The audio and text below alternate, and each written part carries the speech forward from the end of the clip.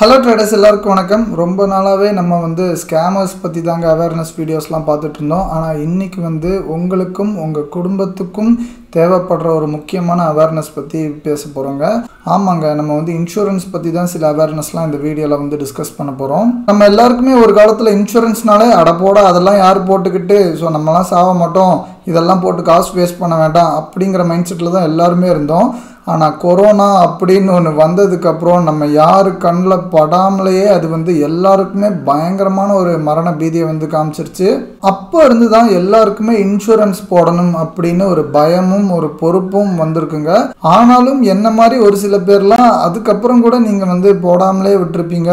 போடணும்னு நினச்சிருப்போம், ஆனால் எந்த கம்பெனி சூஸ் பண்ணுறது, என்ன பிளான் சூஸ் பண்ணுறது, அவனுங்க ஏதாவது ஸ்கேம் பண்ணிட்டானா என்ன பண்ணுறது.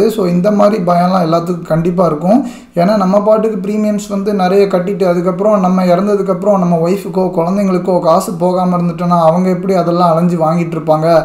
அப்படிங்கிற ஒரு தாட் ப்ராசஸ்னாலையும் நிறைய பேர் பயந்துட்டு இதை பற்றி இன்னும் டீட்டெயில்டாக ரிசர்ச் பண்ணுறதுக்கும் போர் அடிச்சுட்டு டைமும் இல்லாமல் அப்படியே தள்ளி போட்டு அது போடாமலே விட்டுருப்போம் நிறைய பேர்.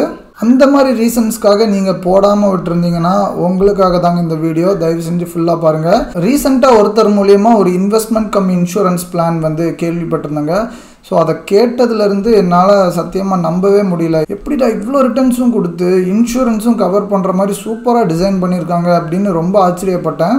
அதுக்கப்புறம் தாங்க ரொம்ப இன்ட்ரெஸ்ட் ஆகி அந்த கம்பெனி பற்றி கொஞ்சம் ரிசர்ச் பண்ண ஆரம்பித்தேன். அது இந்தியாவிலே டாப் 3 கம்பெனிஸில் தாங்க வருது. லைஃப் இன்சூரன்ஸ் கம்பெனி இந்தியாவில் 30 பக்கம் இருக்குங்க. அதில் டாப் 3ல் தான் இந்த கம்பெனி வருது.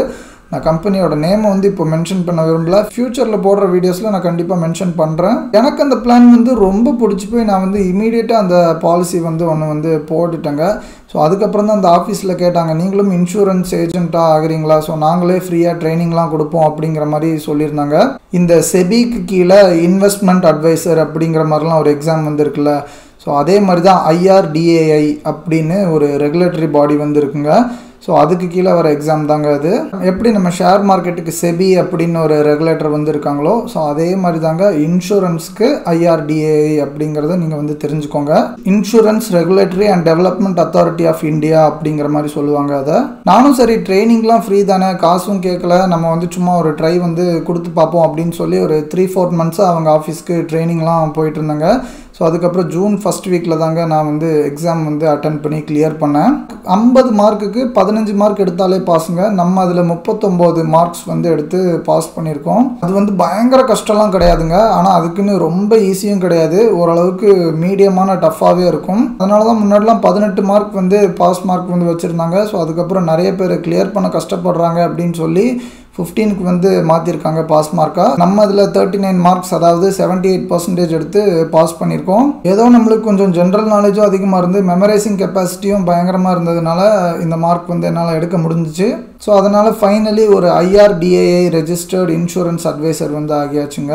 இது தாங்க மார்க் ஷீட்டு. நீங்கள் இங்கே மார்க்ஸை பார்க்கலாம், 39 அப்படின்னு இருக்கும். இதுவும் நம்ம வெரிஃபைட் பேனல் மாதிரி இதுக்கும் நம்ம எல்லாம் ப்ரூஃபோட தான் நம்ம காட்டுறோம். சும்மா இந்த மாதிரி வாயில் மட்டுமே எதுவுமே நம்ம சொல்ல மாட்டோம், எல்லாமே ப்ரூஃபோட டிரான்ஸ்பரண்ட்டாக தாங்க நம்ம வீடியோஸ் இருக்கும். ஆனால் லைசன்ஸ் மட்டும்தாங்க இன்னும் வரல. அது நெக்ஸ்ட் வீக் மேலே வரும் அப்படின்னாங்க. நான் ஃபியூச்சர் வீடியோஸில் கண்டிப்பாக அந்த லைசன்ஸ் நான் போஸ்ட் பண்ணுறேன். நிறைய பேர் ஓவராக பில்டப் கொடுத்துட்டு இருந்தே ஒரு பிளானை, அதை பற்றி முதல்ல சொல்லு, நீ இந்த எக்ஸாம் எழுதின கதையெல்லாம் எவன் கேட்டுட்டு இருக்கான் அப்படிங்கிற மாதிரி நினைப்பீங்க. ஆனால் அந்த பிளானை பற்றி நான் இப்போ சொல்ல போகிறது இல்லைங்க. அது ஒரு பயங்கர இம்பார்ட்டண்ட்டான வீடியோ. அதுக்காக டெடிக்கேட்டடாக ஒரு வீடியோ போடணும் அப்படின்னு நினச்சிருந்தேன். இந்த வீடியோ நான் அந்த எக்ஸாம் எழுதி IRDAI லைசன்ஸ் வாங்கிட்டேன் அப்படின்னு உங்கள் எல்லாத்துக்கும் தெளிவுபடுத்துறதுக்காக தாங்க இந்த வீடியோ போடுறேன். நான் உங்கள் எல்லாருக்கிட்டையும் முக்கியமாக ஒரு விஷயம் கேட்கணும்னு நினச்சேங்க.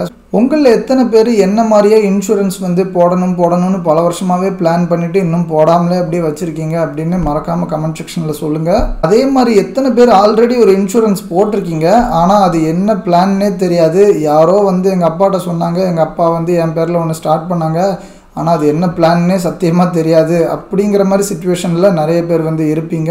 அந்த மாதிரி லிஸ்ட்டில் நீங்கள் இருந்தாலும் தயவு செஞ்சு உங்களோட எக்ஸ்பீரியன்ஸை கமெண்ட் பண்ணுங்கள். ஏன்னா நிறைய பேர் கண்டிப்பாக இருப்பீங்க. ஏன்னா நானும் அதே லிஸ்ட்டில் தாங்க இருக்கேன். ஏதோ ஒரு LIC பிளான் போட்டிருக்கேன், அப்படி சத்தியமாக இன்னி வரைக்கும் அந்த பிளானை பற்றி ஒரு டீட்டெயில்ஸுமே எனக்கு தெரியாது.